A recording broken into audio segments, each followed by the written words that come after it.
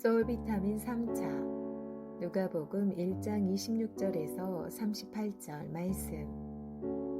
여섯째 달에 천사 가브리엘이 하나님의 보내심을 받아 갈릴리 나사렛이란 동네에 가서 다윗의 자손 요셉이라 하는 사람과 약혼한 처녀에게 이르니 그 처녀의 이름은 마리아라. 그에게 들어가 이르되 은혜를 받은 자여 평안할지어다. 주께서 너와 함께 하시도다 하니 처녀가 그 말을 듣고 놀라 이런 인사가 어찌함인가 생각하매 천사가 이르되 마리아여 무서워하지 말라. 내가 하나님께 은혜를 입었느니라. 보라 내가 잉태하여 아들을 낳으리니 그 이름을 예수라 하라.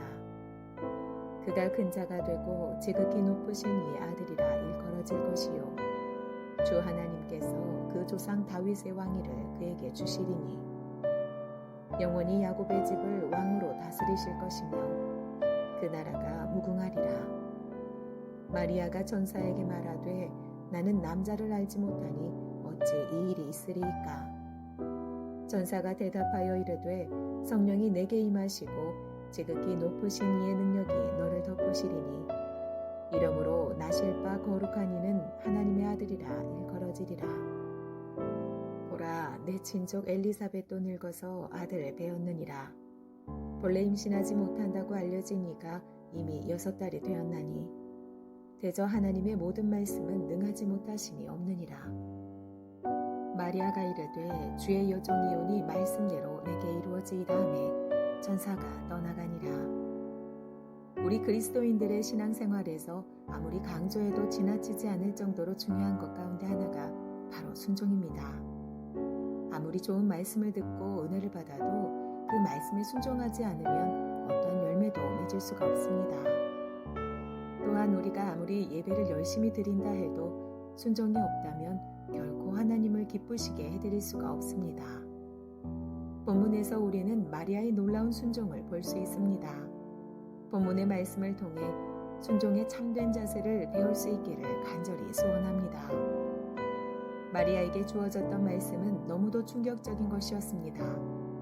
보라, 내가 잉태하여 아들을 낳으리니 그 이름을 예수라 하라. 누가복음 1장 31절 말씀. 그때까지 마리아는 단 한 번도 남자와의 성관계 경험이 없었습니다. 그렇기 때문에 임신의 가능성은 전혀 없었습니다. 역사상 죽었던 사람이 다시 살아났던 일은 있었어도 성관계 경험이 전혀 없는 처녀가 아이를 가졌다는 일은 단 한 번도 없었습니다.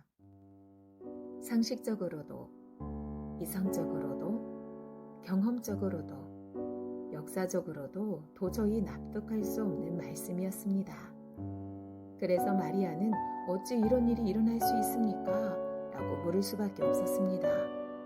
이에 대한 천사의 응답은 성령이 임하심과 하나님의 능력이 덮으심에 의한 것이라는 말씀이었습니다.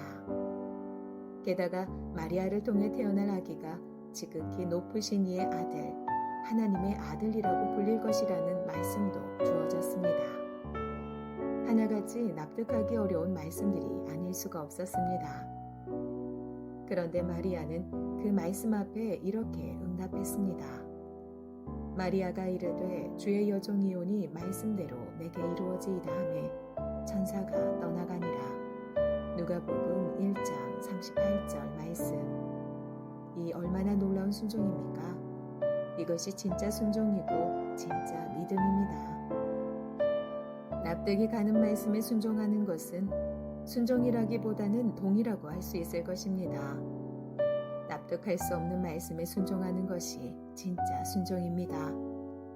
납득할 수는 없지만 하나님의 말씀이기에 믿겠다는 것이 진짜 믿음이고 불가능하지만 하나님의 말씀이기에 따르겠다는 것이 진짜 순종입니다. 사랑하는 여러분, 여러분들의 순종의 동기는 무엇인가요? 나의 이해와 납득인가요? 아니면 하나님의 말씀이기 때문인가요? 마리아에게 주어졌던 말씀은 생명까지 위협할 수 있는 무서운 것이었습니다.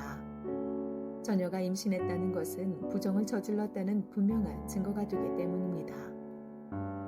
당시 유대 사회에서 부정에 대한 형벌은 돌로 쳐 죽이는 것이었습니다. 아무리 자신이 성령으로 잉태한 것이라고 사실대로 말한다 해도 그 말을 믿을 사람은 아무도 없었을 것입니다. 그렇기에 내가 잉태하여 아들을 낳으리니 라는 말씀은 전혀 마리아에게는 사형 선고와도 맞먹는 무서운 말씀이었습니다. 만약 불행히도 그 말씀이 성취된다면 마리아는 꼼짝없이 처형을 당하게 될 것입니다. 다행히 처형은 면한다 하더라도 파혼당해서 수치와 모욕을 받는 것까지 피할 수는 없었을 것입니다. 실제로 마리아의 임신 사실을 알게 되었던 약혼자 요셉은 처음에 파혼을 결심했었습니다.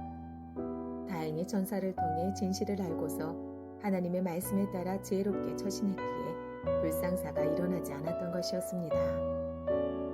여러 가지 정황을 볼 때 주의 여종이오니 말씀대로 내게 이루어지이다 라는 것은 목숨을 내놓았던 순종이었습니다. 죽는다 해도 나는 종이기에 주인이신 하나님의 말씀에 순종하겠다는 자세였습니다. 이는 놀라운 믿음의 순종이 아닐 수가 없었습니다. 그녀가 아들을 낳을 것이라고 하나님께서 말씀하셨기에 어떤 상황에서도 죽지는 않을 것이라는 믿음에서 비롯되었던 순종이었습니다. 믿음이 있을 때 목숨까지 내어놓는 순종이 가능함을 마리아는 우리에게 보여주고 있습니다. 바로 모리아산 꼭대기에서 아들 이삭을 잡으려고 했던 아버지 아브라함의 모습을 보는 것 같습니다. 사랑하는 여러분, 하나님의 말씀에 순종해야 한다는 것을 인정하지 않는 성도는 아마 아무도 없을 것입니다.